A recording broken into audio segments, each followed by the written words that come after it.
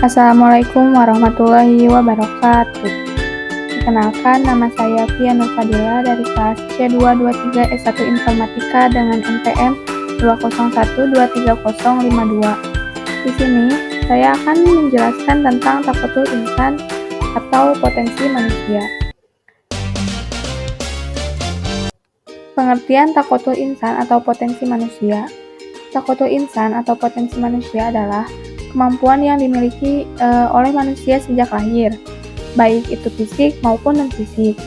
Nah, potensi ini dapat dikembangkan melalui pendidikan dan latihan untuk mencapai kesempurnaan sebagai makhluk Allah Subhanahu wa Ta'ala.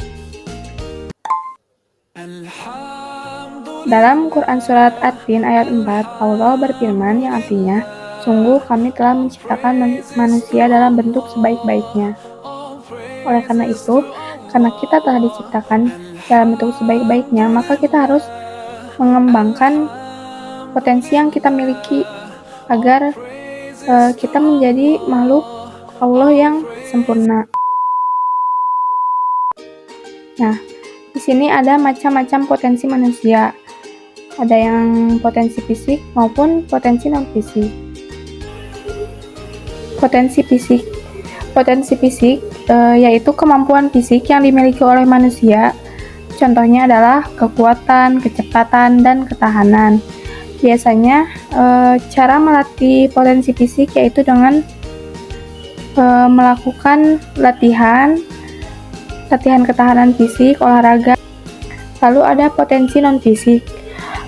Potensi non-fisik ini adalah kemampuan non-fisik yang dimiliki oleh manusia seperti kecerdasan, kreativitas, dan emosional.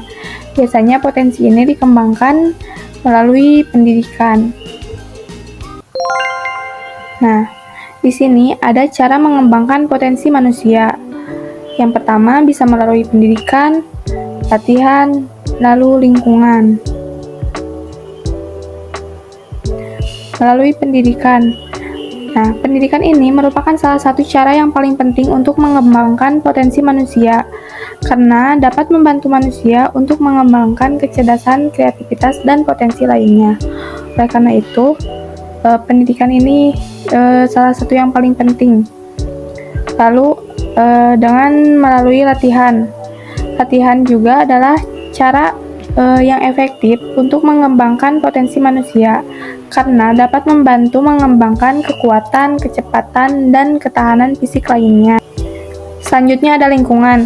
Lingkungan ini berperan sangat penting dalam pengembangan potensi manusia. Jika lingkungan kita positif, lingkungan tersebut dapat membantu kita untuk mengembangkan potensi secara maksimal. Sebaliknya, jika lingkungannya negatif, maka dapat menghambat dalam pengembangan potensi manusia. Nah, lalu ada tips mengembangkan potensi. Yang pertama, kita harus sering berlatih dan belajar. Jika kita sering berlatih dan belajar, maka potensi kita akan semakin baik. Lalu, yang kedua, temukan lingkungan yang positif. Sebagaimana yang telah dijelaskan tadi, jika lingkungan kita positif, maka kita dapat mengembangkan potensi kita secara maksimal. Yang ketiga, kenali potensi diri. Kita kenali minat dan bakat yang kita punya, kita kenali potensi diri kita. Yang keempat, bersikap optimis. Nah, untuk mengembangkan potensi, kita harus bersikap optimis, tidak boleh pesimis, kita harus percaya diri. Dan yang terakhir, jangan ragu untuk mencoba. Intinya kita harus berani mencoba hal baru, berani mencoba untuk melakukan hal yang sebelumnya tidak pernah kita lakukan, untuk mengembangkan potensi yang kita miliki. Nah, mungkin cukup sekian yang dapat saya sampaikan. Mohon maaf apabila banyak kesalahan. Jazakumullah khairan katsiran. Terima kasih. Wassalamualaikum warahmatullahi wabarakatuh.